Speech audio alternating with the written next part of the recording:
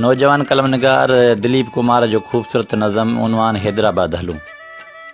हवाउनि खे रोके ठिकाणो पुछूं, बिना मुल्ह जे को विकाणो पुछूं, पुछूं पाण अहिवाल सारा हली, विञायल चुमियुनि जी क़बर आहे किथे।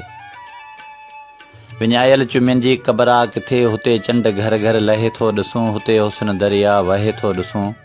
ॿुधो अथमि हुते जो आंचल उॾारो, कई घोट घायल करे थियूं विझनि।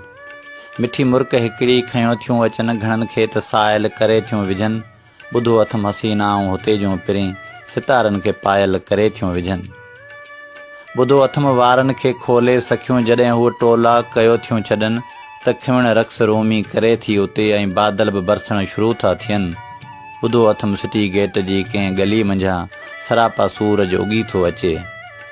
अलीअ जे पिलस्तां अखियूं के अञा सिधो सिंध म्यूज़ियम खयों थियूं वञनि, अॻियां रोड ते पियो चवे ईअं अयाज़, हक़ीक़ी ख़ुदा आहे रहंदो हिते।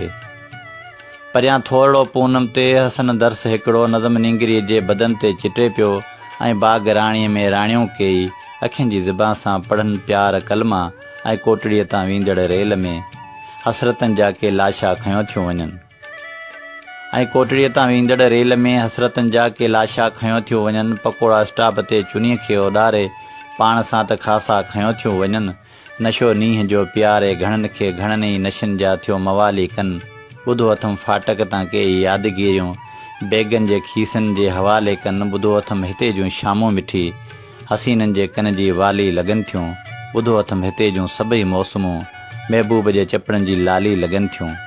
ऐं पाण हुते जा किसा के पढ़ूं, हलो अॼु हैदराबाद हलूं, हलो अॼु हैदराबाद हलूं।